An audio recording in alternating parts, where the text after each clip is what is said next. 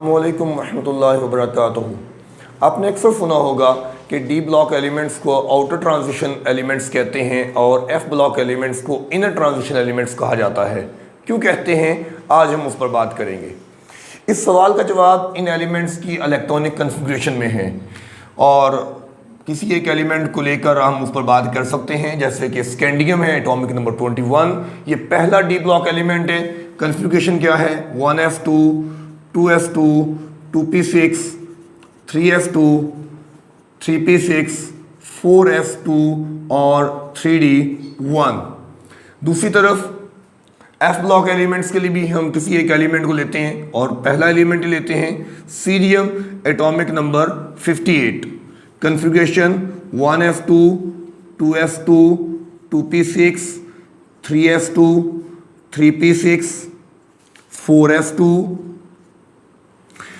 3d10, 4p6, 5s2, 4d10, 5p6, 6s2 और 5d1। ये एक एक्सेप्शनल बिहेवियर है। वैसे यहाँ पे 4f की बारी आती है। खैर, तो इस कन्फिग्रेशन से हमें आउटर और इनर का पता कैसे लगता है, तो नोट करिएगा। अगर हम यहाँ पे बोहर के मॉडल के अकॉर्डिंगली रिप्रेजेंटेशन करना चाहें तो हम इस फ़र्क को बड़ी आसानी से समझ सकते हैं। ये मैंने आपके सामने 4 ऑर्बिटल बनाए हैं और ये पहला ऑर्बिटल है, इसमें 2 इलेक्ट्रॉन आते हैं और दूसरे ऑर्बिटल में आप जानते हैं कि 8 इलेक्ट्रॉन आते हैं। 2 और 8 कितने हो गए? 10 हो गए। तीसरे में कितने आते हैं? According to Bohr atomic model अगर बात करें तो 18 होने चाहिए, लेकिन वो कैसे आते हैं?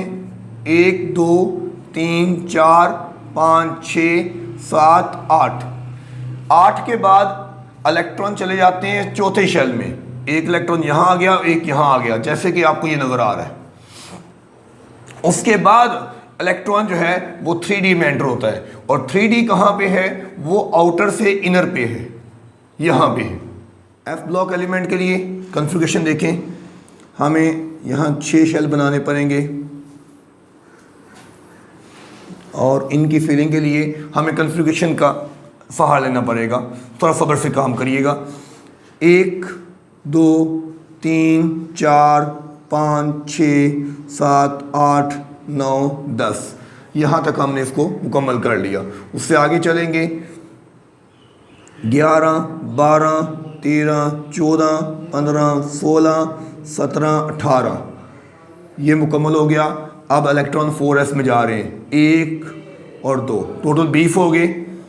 ये मुकम्मल हो गया। अब 10 इलेक्ट्रॉन हमने 3D में डालने हैं। 3D का मतलब यहाँ 21 22 23 24 25 26 27 28 29 और 30, यहाँ तक मुकम्मल हो गया। अब 4p में 31 32 33 34 35 और 36।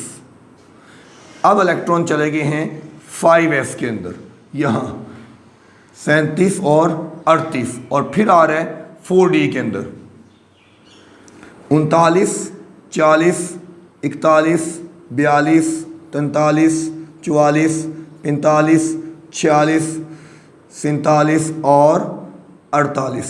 ठीक है, यहाँ तक मुकम्मल हो गया।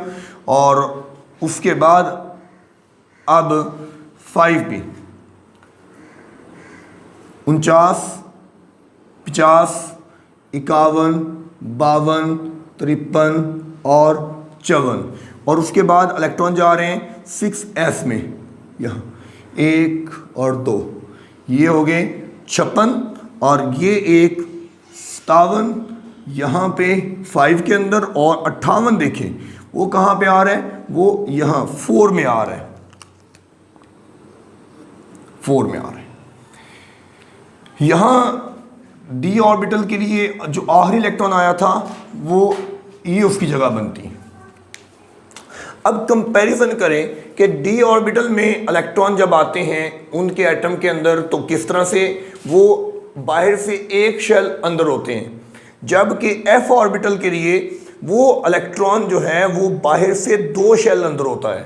इसीलिए आप किताबों में जहाँ पे डी ब्लॉक एलिमेंट्स देखते हैं तो वहाँ पे लिखते हैं n-1 और इसको लिखते हैं तो n-2। तो डी ब्लॉक के जो एलिमेंट्स हैं उनके एटम में इलेक्ट्रॉन वैलेंस शेल से अंदर वाले शेल की तरफ होता है जिसे हम कहते हैं पेनल्टीमेट शेल।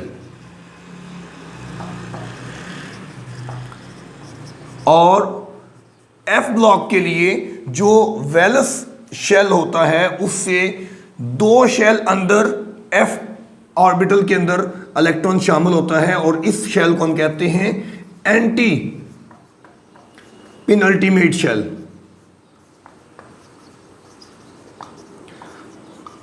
तो आप कंपैरिजन करेंगे तो आप देखेंगे कि जो एफ ब्लॉक एलिमेंट्स में एफ ऑर्बिटल है ये इनर साइड पे मौजूद है और डी ब्लॉक एलिमेंट में जो डी ऑर्बिटल है ये आउटर साइड पे है।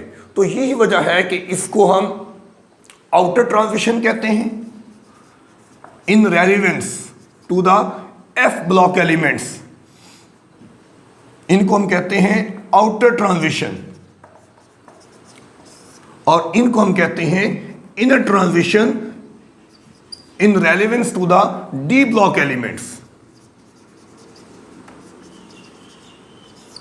उम्मीद है कि आपको ये बात समझ आ गई होगी। इस तरह के छोटे छोटे क्वेश्चंस जो हैं अगर आपको उनके आंसर्स चाहिए तो कमेंट सेक्शन में उनके बारे में बताएं। हम इंशाल्लाह उस पर शॉर्ट वीडियो में बात करते रहेंगे। अल्लाह हाफिज़।